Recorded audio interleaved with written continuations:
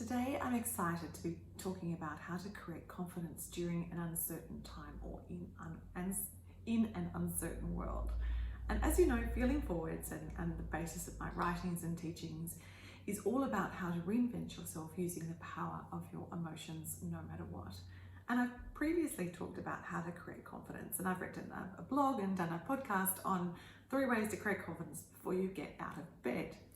Now today is a little different because when you're in bed and you're cozy and hopefully safe, the world is a very different place from when you're out and about, and whether it's your own personal life is being affected, your professional life, or broader the lives of everyone around you is uncertain.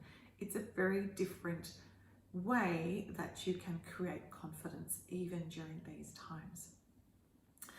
So I want to start off by doing a little bit of a backtrack because, as you may be aware, for a long time it was thought from neuroscientific principles that thoughts preceded feelings, that you had to think a certain way to generate a particular emotion. Well, the great news is, what I have suspected and seen in my work all along is that a choice, an emotion, and a thought all actually occur simultaneously within the brain. And there's some fabulous work by Dr. Caroline Leaf if you want to geek into the science behind this. But just as you can choose to think a certain way, you can also choose to feel a certain way. But when you're feeling uncertain or your situation isn't looking great, there are some techniques that can really help you to generate the confidence you need to get where you want to go. Now, I'm going to preface this by, and you may have read another podcast, read another article, or listened to my podcast, You Don't Need to Be Glad. So this is not a chat about when everything's terrible and you've got a pile of lemons, just think about making lemonade and be cheerful. No, this is much more practical and a little bit deeper than that. So before we dive in, I wanted to establish that I'm not going to tell you to be happy no matter what. My least favorite phrase in the English language is happy, happy. What we're going to do is create confidence to make you unstoppable, not to gloss over what might actually be happening in your life or the lives of those around you. Okay, step 1. Confidence is more than a thought. I know this gets back to a little bit what I said earlier, but I love when I was speaking with Dr. Kelly Turner about her book, Radical Remission, and when she dives into how some cancer patients survive despite overwhelming odds from their diagnosis. And we were talking about confidence and the impact of emotions on these radical remission cancer survivors. And she said to me, confidence is stronger than a thought. It reaches down into your core and it takes hold of your soul. Now, a lot of people think that to feel confident, you have to wait for something to happen. And it's a bit like the old thinking about thoughts and feelings. So when you win a race, you'll feel confident. It's not even logical.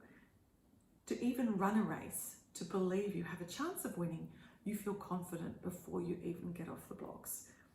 As I often say, if you could think your way to happiness and success, you would keep every New Year's resolution and you would carry out every good intention. And even with the best of us, that doesn't happen. So step 1 of the 3 steps to creating confidence in an uncertain world or an uncertain time is to appreciate that confidence is going to mean that you're relying on your feelings, not your thinking. Okay, I can hear you thinking, but how do I generate those feelings of confidence? Well, first it's a little bit like a computer. You know that old saying, garbage in, garbage out? Well, there's a lot of opinions floating around in the world at the moment on the media about what could happen and what might happen and what should have happened or what wouldn't have happened if this hadn't happened. So the second step is to decide what is fact and what is opinion. Because the challenge with diving into social media, which is a tool I absolutely love, but diving into social media to generate the feelings you want rather than hopelessness, overwhelm, and doubt, it's separating what's an opinion and what's a fact. Because opinions of someone else who may be sincere in these opinions or may be generating a discussion for their own sake is not necessarily designed to make you feel confident. So, as I often say in my Feeling Forwards practice, notice what you notice. If you are noticing many opinions that are gloomy and potentially biased and potentially misinformed. No matter what part of the spectrum you're on, decide whether or not you actually need to absorb those opinions, because those opinions will create emotions in you, which if you aren't able to decide what you feel about that opinion, can easily derail you. If someone's, in simple terms, if someone's super negative all the time, and then in your life, you will notice that you might have a coffee or a conversation or a meal and you come away feeling completely drained. So the information you absorb and what you choose to notice is actually going to have an impact on your emotions as well. But finally, it comes back to the Feeling Forwards principles of being able to create your emotions no matter what the circumstances. And I came across a really lovely story the other day I'd like to share, which I think perfectly illustrates that combination of confidence and uncertainty. And it was a story about two major performers, Bruce Springsteen and Carly Simon. And in separate interviews, at separate times, they were asked about how they felt about walking on stage in front of thousands of people. And you can imagine it would be an incredibly daunting and potentially overwhelming experience. Know that out there, 10, 15, 5, even 1,000 people were waiting to hear you perform, and they wanted a great performance. So Bruce Springsteen was asked, while you're waiting in the wings, what are your emotions? How do you get yourself hyped up? How are you feeling before you walk on stage? And he said, best feeling ever. Better than sex, better than anything I've ever done is I stand there, and he said, I'm so excited. My heart is pumping. It's like it's going to pump right out of my chest. And my fingers and toes are tingling, and my whole body is almost like shaking. And I take that step out onto stage, and I feel the crowd, and it's the absolute ultimate. I really love my job. And Carly Simon was asked the same question, because at the time she had decided to retire from live performances, large-scale live performances. I don't know if she still played in a club or whatever. But they said, so why did you decide that you would no longer give really massive concerts? And she said, well, I'd been waiting in the wings, and it was awful. My heart was pounding like it was going to burst out of my chest, and I could feel my body tingling and shaking, and I knew I was on the verge of something terrible happening to my body, almost like a panic attack or a heart attack. And I didn't want to feel like that anymore, so I stopped performing.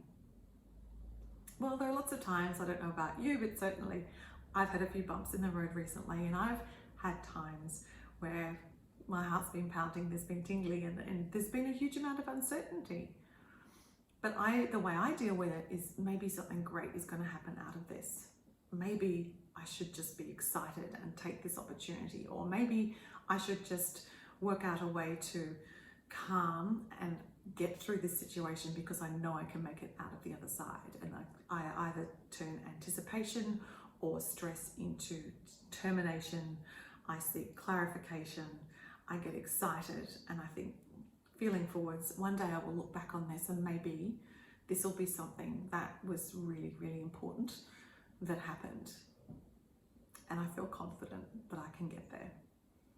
So I just wanted to share this with you and give you a couple more tools about how to harness the power of emotion no matter what.